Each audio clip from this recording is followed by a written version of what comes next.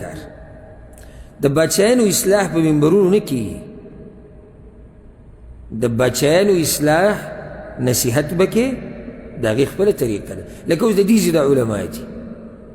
د مشران علما چې کوم دوی د بچیانو سره ملاقاتونه کوي کله د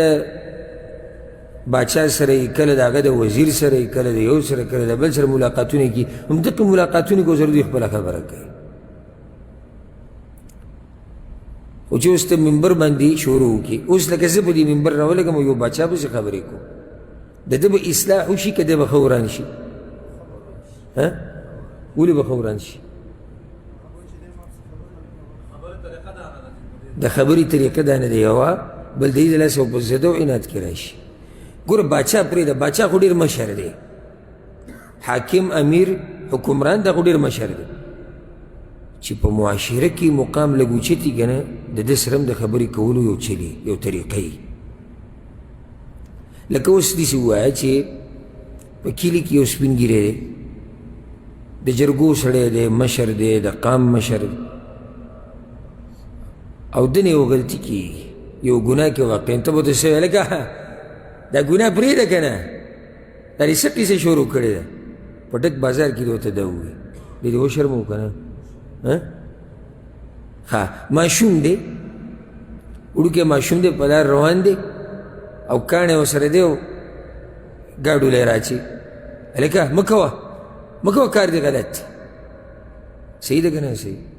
صحیح ده د هغه لیول سره دا خبره څه ده برابر ده خو چې اوس تا که سپین ګیري ته په لاره کې اواز کوي هلکه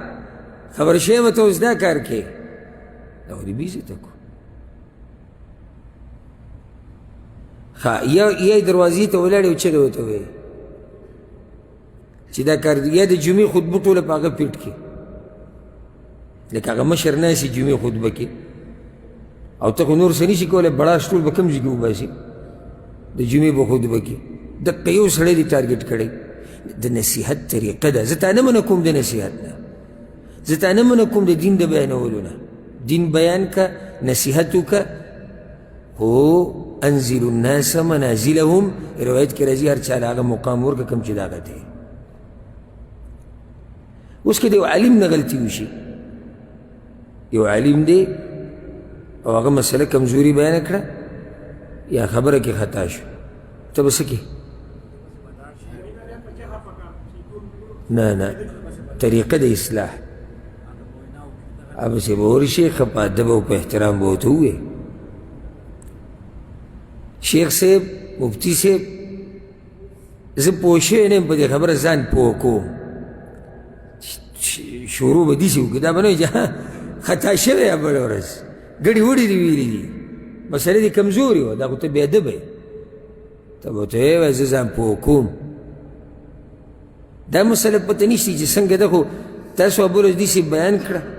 او موږ داسې مو اورېدلې ده نو که تاسو ما په دې لږ پوه کوئ چې دا څنګه ده دا مثلا دی په خپله پوه شي چې دی ما ته زما غلطي راښایي زه پکې خطا شوی یم دلته ښه اوس مور پلار سره خبره کوي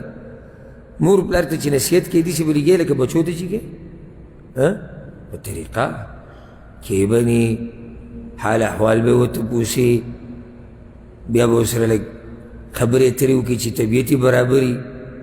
بیا به ورته د هغې نه بعد ووایي چې تاسو زما نه ښه پوهېږئ تاسو مشران یئ او تاسو زما تربیت کړی خو زه صرف یو خبره کول غواړم د الله د رضا دپاره ځکه چې په تاسو مین یم چې تاسو ته جنت میلاو شي تاسو له جهنم نه بچ شي هغه نصیحت دا دی دا طریقه مور پلار ته د نصیحت کول نو چې اوس یو سړی بادشاه ته نصیحت کوي نو په لارو کوڅو کې به څه وایي یا به دغه کې دا احتجاج به کې ریلي یو ملک ضرور ریلي راوتې ده په هغې کې چغې چغارې روانې او دا بوډونه به اوچت کړي او د مشرانو د تصویران به سیزي او کله به ورسره څه کوي او کله به څه کوي دې ته اصلاح وایي که فساد وایي فساد ما ته اوس ته ووایي چې زما په دې ننني بیان باندې به ډېر اعتراضات راځي خو کوي هر څوک چې اعتراضات کوي که خپل دی که پردی دی مسله واضح کول غواړي پیغمبر صلی الله علیه وسلم باندې په مکه کې ظلم شوی و که نه ډېر زیات ملګري شهیدان کړی شوي و که نه ښه په بېدردۍ سره ولې د سمیه رضی الله عنه واقع تاسو نه معلوم او نور صحابه کرام بلال رضی الله عنه خباب رضی الله عنه څومره ظلمونه شوي یو ورځ پیغمبر صلی الله علیه وسلم په مکه کې ریلي راویستې ده احتجاج یې کړی چغې چغارې والي دا طریقه نه ده ته کمزورې هغه کافرانو هغه څه وو قریش څه وو مشران کافرانو که نه په هغه ټیم کې اوس کافر د سره ظلم زیاتې کوي ستا اوس نه رسي ته به غلی کافر د سره زیاتې کوي ستا اوس نه رسي ته به څه غلی به نو چې مسلمان نه ظلم زیاتې کېږي او غلطي تې کېږي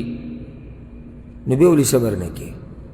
او تا ته شریعت ویلی چې صبر وکړه اگر که طاقت تي اگر که طاقت تي ځکه چې د بغاوت دپاره دا جواز نه دی چې حاکم څه دی ظالم دی دا بغاوت دپاره دلیل نه دی لکه اوس یو سړی راووتو د یو باچا خلاف ولې هلکه څه چل دی وایي دی ظالم دی ظلم کوي حق نه ادا کوي او دا کوي او دغه کوي او زموږ نه مالونه وکړو راوته جایز دي خو که دا سړی زوروري دا څوک چې راوته که دا سړی زوروري او د حکومت بدلولی شي بیا به نه راوځي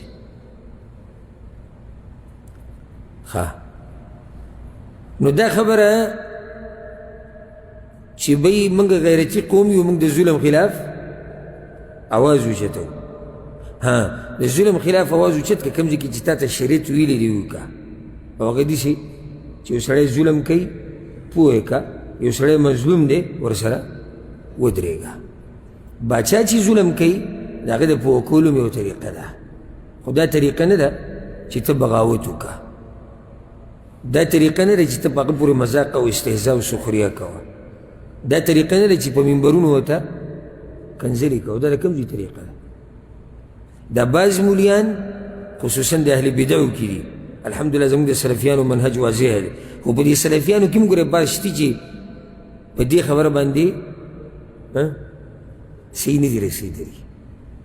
او موږ الحمدلله ګوره سبحان الله څه ښایسته منهج الله را کړی که خپل ملګری هم په غلطي هغه ته هم په غلطه وایو که پردی په غلطي هغه ته هم په غلطه وایو دا را پکې نشته خو دا مسله اکثر د اهل بدعو کې د هغوی په دې نه دي پوهه